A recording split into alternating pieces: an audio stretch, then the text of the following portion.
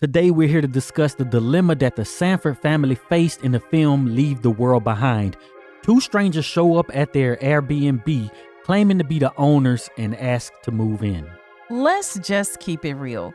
Would you actually let two strangers in to stay in the basement of your Airbnb? I mean, this is crazy, a crazy situation, and that's why we want to know what you would do too. And of course, we'll tell you whether we'd leave these strangers out in the cold or not. I'm Heit. And I'm Cheri. And you've discovered Axiom Amnesia.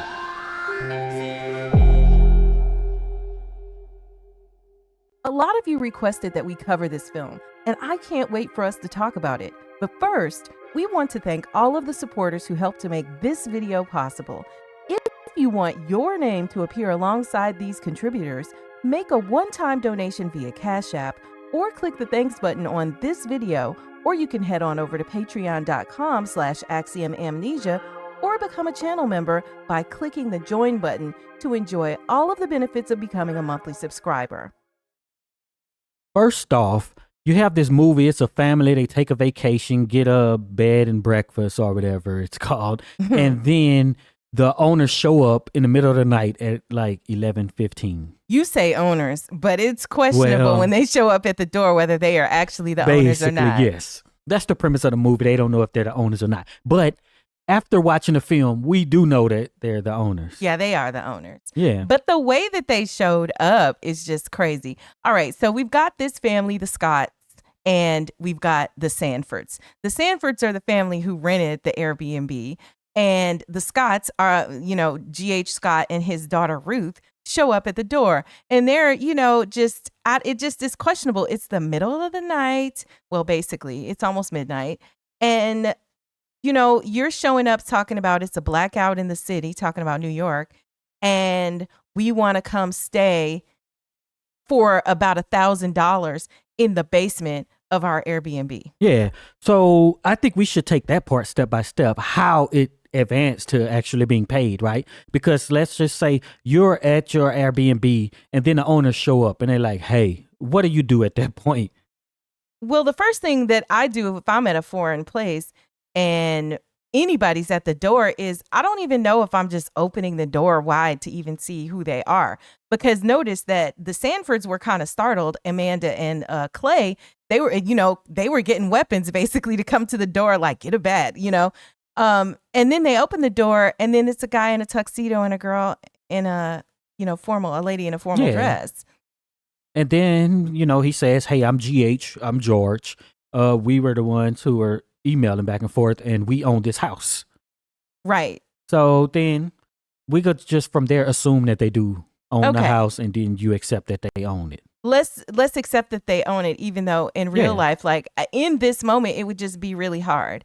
Because the whole deal is that the internet is down, the phones are down. So there's no way to verify anything that anybody is telling you, first of all. You just know that this person is claiming to be the person that emailed you, but that doesn't mean that that's true. Maybe they broke into your, into that person, hacked that person's email. Like it just could all be so sketch, Yeah, it could be so many different reasons. Okay, but so at this point, it would be hard to determine who they are. But let's just say you do believe them. So I'm at the Airbnb, owner show up at the door. I'm like, what in the world? Why are you here? Yeah. Right? Hey, we emailed back and forth. I own this place. All right. So. And then they explain, hey, we're here. There was a blackout.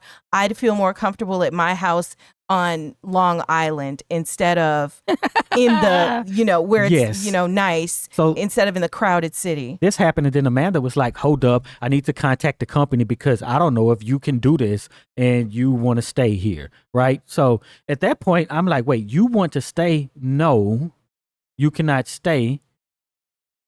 Or I'm just going to leave. And I think she kind of asked for a refund, right?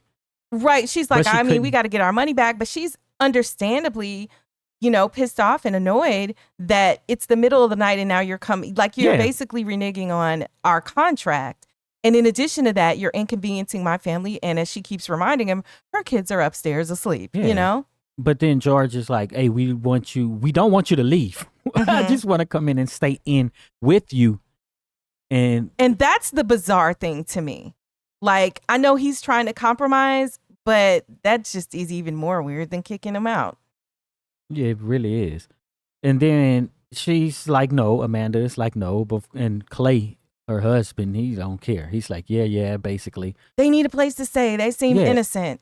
But then George offers them some. He say, I could give you some of your money back, right? Right. And then he goes and he finds some money, about $1,000, which isn't even half, and say, I can give you this and we can stay. Yeah. So this is about half of what you paid to stay for your weekend, So And what is the recourse? So do you take the money if you're in that situation?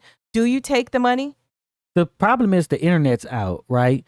So that's why he has to offer up the money, right? Because, hey, I could just go on here. We could go on the internet and then you cancel this and you pay me whatever, right? So you can't even cancel it. You want us to stay here because I want to leave, but I'm going to take the money and leave. Right. I think that's what I would do. What about you? What would you do?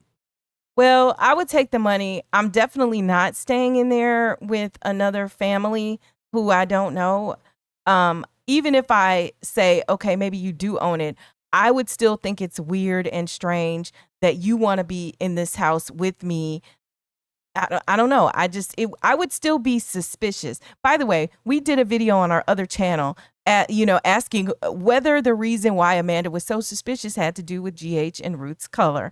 And then we've also done another video on the other channel, and we'll link both of these in the description, about the Easter eggs and what they actually mean. Yeah. The most important Easter egg that most people missed about this movie. Yes, about this movie, sorry. The question is, okay, let's say we've established it, and then what happens in the movie is right at the moment where Amanda's asking for his ID, GH's ID, then he's like, oh, I must have left my ID, my wallet at the, when I was at the Philharmonic and commotion broke. Commotion broke out because of the blackout. Yeah.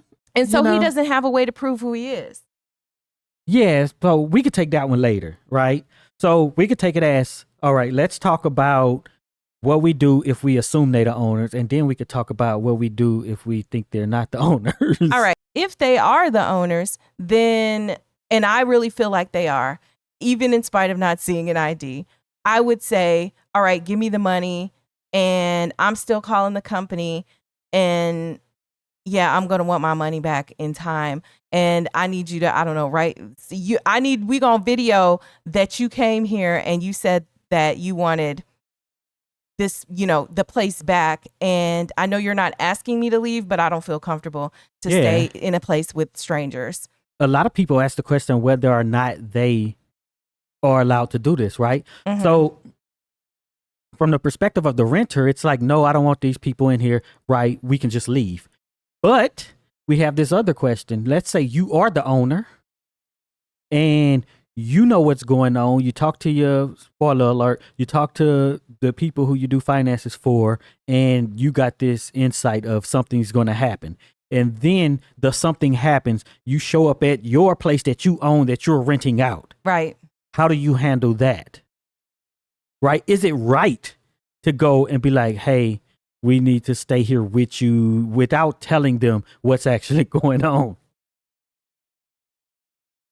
I don't think that that's right that GH did that, but at the same time, I can understand why he didn't tell them. But I would say, my question is, I don't even know if I would go to my house. Like even if I got to the area, maybe, I don't know if they have like a hotel near or a bed and breakfast, because it looked like a pretty swanky spot. Maybe they don't just have any hotels nearby, but that is something that Amanda has suggested, because I would feel like maybe I have a little bit of time. Like I can wait till tomorrow when it's daylight to go over these people's house. Because the other thing is, just because they rented the place doesn't mean that you really know everything about them. That's true. That it's safe for you to go rolling up, demanding to either stay there or kick them out. That's one thing. Now, if it was daylight, I would have a completely different approach. If it had been 12 noon instead of almost 12 midnight, I would have gone to my house and I would have said, hey, I know this is just highly inconvenient, but look, y'all got to go. Yeah. Y'all gotta go. but- And I've heard, not that this is right, but I've heard from people who've used Airbnbs that the owners will cancel in a heartbeat. Yeah, no thank you. Yeah. But outside of the world crumbling on the outside, Mm-hmm. I think that the approach could be different, because I would feel like I should not be doing that to someone who paid their money to have a vacation for me to just drop in.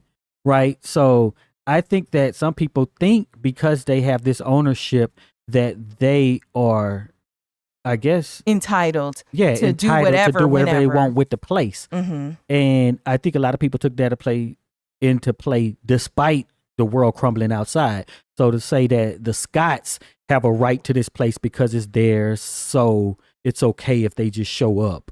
Because even if the world is crumbling from the perspective as the renter, maybe because I'm gonna enjoy the last of my money and the last of my life possibly on this vacation that I did take. Mm-hmm. So don't you show up over here until I'm done. Or we already have an alliance because of the situation that we're in. But this guy had information, and you need to tell me so that I can make the best decision for my family, right? So if somebody show up and be like, man, this stuff is about to crumble, because I know this guy and this happened. So you might want to go check on your family wherever and go get your stuff in order. Maybe go get your bug out bags or whatever else. You know what I'm saying?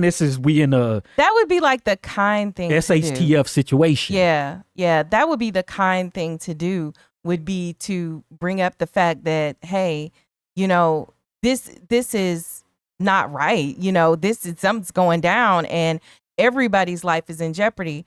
But the question is, even if you tell people, like, do you think they would believe you? Would the Sanfords have believed GH if he was upfront? Because that's a whole nother video discussion that we need to have, is all the lies that GH told in the beginning as he was trying to conceal the fact that he knew something was going down or highly suspected and had inside information, right? Right. That's a discussion, because at the end of the day, GH is going to go there. He's trying to save his family, but in a way, he sort of a little bit disregards the other family, but is willing to leave them under the umbrella of being protected in his home by staying there. Because do you think GH thought they were going to leave after the weekend? He knows they can't leave. No, because he didn't want them to leave once they found out, right? He's like, no, you don't want to go to the city. You don't want to try to go to Jersey. Just stay here. Yeah. Yeah. So I guess maybe GH was like, I'm going to take care of everybody. So he kind of took their self-determination away from them in a way, because he did encourage them to stay, when maybe in the early parts of this catastrophe, they might have made a different decision. Because we know later on that family, they run into the whole Tesla thing and they can't get out. If they left this night, they probably could have made it back to the city to chaos. But what's the Tesla thing before they were dancing and to Next or whoever? The Tesla thing was before, yeah. Because they, everything happens. Then when GH goes and investigates and the plane crashes into the house and Clay burns off and leaves the lady on the side of the road, and then they get the leaflets right on the car. Then that's when they try to leave. Yeah, and they can't still leave. Have leaflets but they may have been able to make it out of Long Island if they left last night. Yeah, but thanks to GH not telling what the deal was, then they didn't even get that chance. How I'm not stockpiled wherever I'm at, And look, if everybody's going to be jacked up and maybe not survive, maybe you want to be with your extra extended family. Yeah. Maybe she could have made it over to her sister's house where they were trying to go when the Tesla scene happens, so yeah. But George didn't even know exactly what was happening. That's you don't true. know this is everything shutting down or some stuff's happening. You could still shuffle around and move. You know what I'm saying? Yeah. You're just like, the city might be bad, so whatever. Let's get away from the city. If it's like, I think the world is ending, y'all need to stay here, that's very different than there could be a war and you might need to, pack some things and travel some distance. And you know what I'm saying? You got different options in those situations. But if they have resources or actual intelligence or information in the city, then they can't even get it because he's already decided for them. Yeah, that's true. I mean, what do you feel like George was thinking in this moment? Because we know at the end, Well, you know, the movie, spoiler alert, George makes his big reveal that, he believes what this exactly is. And, it just points to internal fighting within the country, like Civil War type of stuff. Well, that's what makes the movie bad, right? Because you don't know how bad it is, but it's like, oh, it's just a war. Why y'all need to be in a bunker? Well, we haven't even established how bad it is, but anyway. You saw them bombs dropping on the city, though, on Manhattan. Bombs was dropping in Ukraine. They're not in bunkers necessarily. You know what I'm saying? Yeah. Bombs dropping all over the world. Bombs was dropping in Iraq, and those people were still leaving and traveling and getting out of the place, not just being in a bunker when you don't know what's happening. That's true. That's true. But I guess the reason they did the bunker thing is because there was the threat of nuclear war, which is a little bit different than just regular bombs dropping. These are I didn't see no mushroom clouds, but all right. Well, but that's arguable because at the end it does say that they are detecting radiation or whatever. I can't take what they put out as fact either. I mean, this movie is just full of all kind of things that. What do you believe and what don't you believe about, what happened in this scenario? Yeah, but what do you do if you, like Amanda and Clay, haven't established that this family actually owns the place? I mean, so if I'm Clay and Amanda, I'm just trying to get away from them and extract myself from this situation at this point, because I don't know what the deal is, and I also just I'm not going to fight you, and I don't want to find out what the deal is, and I have no reason to believe that there's something more dangerous than just the blackout that's been reported and the fact that my cell phone and stuff are not working. So I probably, with that information, which would I would have been at a disadvantage, I would have said, all right, you're giving me the $1,000, let's record this video of you saying that you came here and basically, wanted to stay, but we didn't feel comfortable, and that you're going to refund us our whole money for not being here. Yeah. And that's that. And then I would be trying to leave. Yeah. I don't feel they were completely in the dark, because you seen the ship ground, right? And then this happens. Some people who have a lot of resources show up out of nowhere, blackout, the phones and stuff's not working. And he's like, oh, I'm just coming over here because of the black. Hold up. We need to be enacting our plan at this point. Yeah, but to me, it's a difference between strange things happening and you not really being able to put them all together into something definitive versus what GH knew and acting on it, because I would be like, okay, this thing, there's something going on. I would think there's something going on, but I don't know what. All right, but if the cell phones don't work and the internet don't work and there's a blackout in the city, I done already put it together. I put something ain't right. Oh, okay, but are we talking about danger or inconvenience, right? Are we talking about, you know what I'm saying? Okay, danger. The internet's out, cell phones out, is a blackout in the city. That's something happening. Absolutely. But I said, is the something inconvenient or is it actual danger? All of these things at one time?